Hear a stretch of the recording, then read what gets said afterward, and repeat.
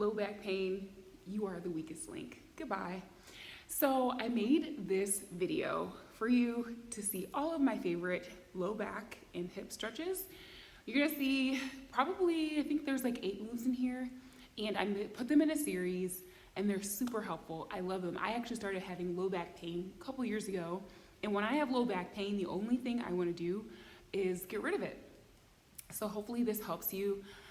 You can do it along with me in this video. I'll probably make more, because the other thing about low back pain that nobody ever tells you is that a lot of times there's some core strengthening that would help a whole lot with your low back pain, as well as stretching. So if you're experiencing low back pain, then there's probably not only these stretches and a few other stretches too that would help you, but also core work helps a lot with strengthening your back, strengthening your core, so that you won't have as much low back pain. One of my legs is shorter than the other, and I was actually born that way. My right leg was just growing slower than my left leg. I had surgery at 9, and it was something that I was super embarrassed about for a really long time and ashamed of, and I never would talk about it and actually learned to hide it. Once I accepted it, though, my life got 100%, 110% better. And because I'm so active, it's a very small difference, but it aggravates my hips and my low back a lot. So I started doing yoga a couple years ago too, and I had a huge change in how often I experienced it, and eventually it completely went away. But I also incorporated a lot of core strengthening. So check out these moves. I love each of them. Pulled straight from my yoga class, and I've tried them and loved them. But there's also a couple more in there too that I like snagged from here and there that tended to help a whole lot. So like I said, I'll probably make another video like this, because there are sometimes I still get flare-ups, but for the most part, my low back pain and my hip pain, and it's like really right in the back. Like right here is where it gets the worst. It's on my shorter right leg side that I usually have the most pain when I do have it. But like I said, since I've been doing these stretches that I do in this video that you're about to see, the pain is pretty much gone. Every now and then it gets a little tight, like still in my low back, but nothing like what I was experiencing. So try these stretches. Hopefully they work for you. I've had other people who've had tons of benefits just from, I'll tell you which one because it's amazing. The supported bridge pose is one of my favorites. It just allows your back to like release and relax. So try these moves. I think you'll love them. And yeah, let me know what you think. These are some of my favorite stretches and yoga poses to relieve hip and back pain. This is Malasana. I'm pressing the back of my arms into the inside part of my knee, and I'm using a block to support in the tall position. You can use it any way to support if you like. You also can do the stretch without the block, like I'm doing right here. Pressing into the inside of my knees, sinking my hips down and pressing open through my chest. And from here, transitioning into spine stretch forward or forward fold. My arms are long, so I like to tuck them under my feet. So if you also have long arms, maybe you do that, or you also can just push them between your legs and then hinging at the hips, just relax the whole top part of your body, your torso, your shoulders and head.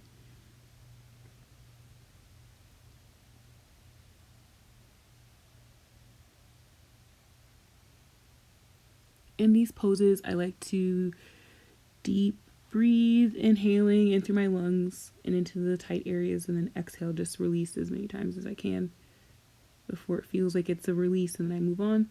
This is kneeling lunge. So you can see I drop my knee down and just untuck the toes so that your foot is flat at the ankle.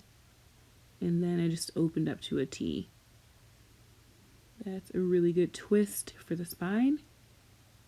You also can do it in crescent lunge by just lifting the knee and tucking the toes under. I'd say try both, at least so your ankle gets that stretch as well. And you really can open across your chest. And again, breathing, inhaling, exhaling every time there's a big transition. This is deer pose.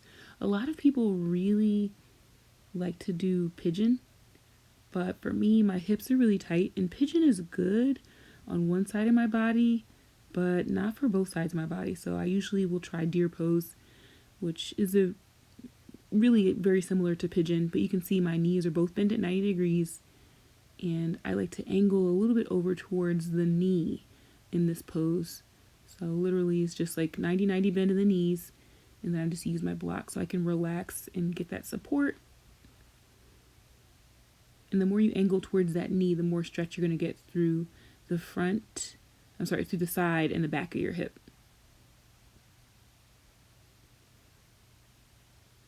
And then transition through, so we're doing the same stretches on the other side. If you're doing this with me, this is almost the same from here until we do a couple different ones at the end. So transitioning over to the other side. And again, I like to angle mine towards the knee and use the block so I can just relax into that outer thigh, hip.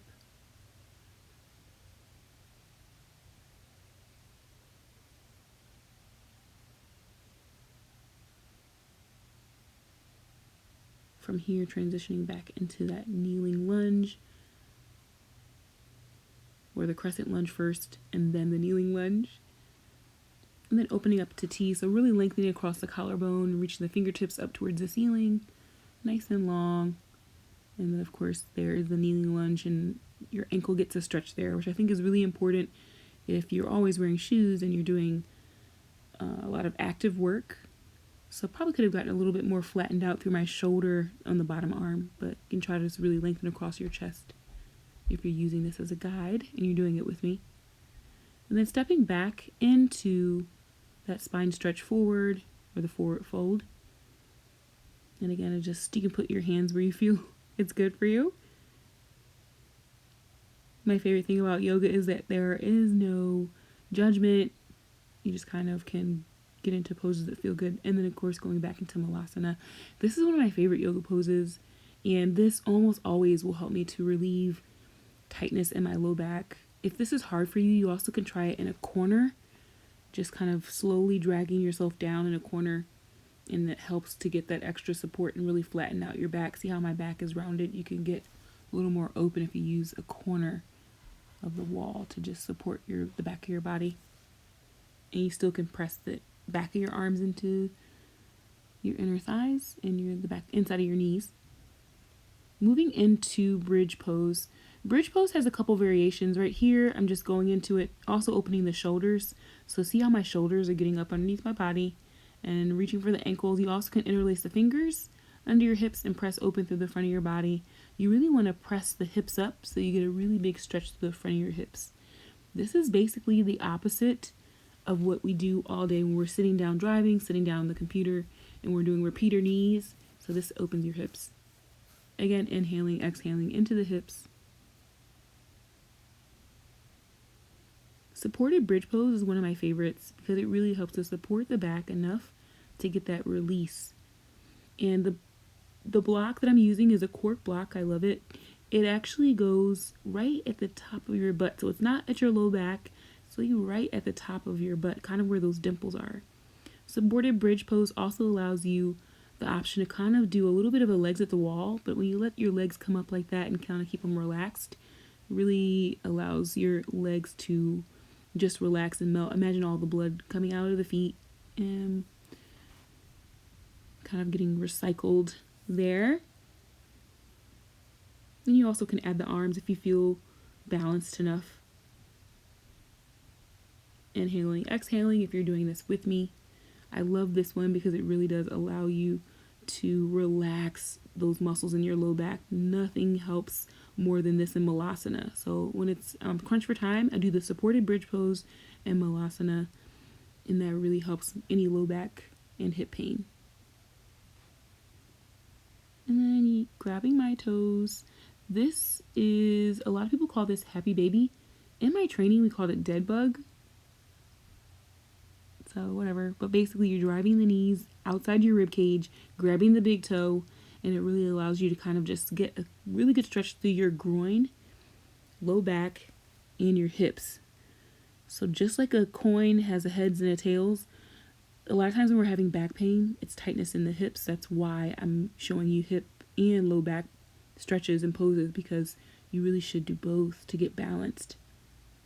So this is a supported twist. I just had figure 4. I let my legs go to one side, and then to really get into the twist, I pulled the arm to the opposite side. I learned this from one of my favorite yoga teachers, and it's amazing for getting the most out of your twist. So if you don't like that arm, you always can leave them open in the airplane arm and keep pressing the back of your shoulders down. And then just doing the same figure 4 stretch first here. Just pulling in on those legs to get a big stretch to the outer thigh, hip, and low back area. And then letting them fall over to one side. Arms in airplane arms. Long across the collarbone, pressing the low back into the mat. And then if you want, opposite arm comes across for a spine twist. So you really can get into that twist when you grab the elbow over, which is amazing.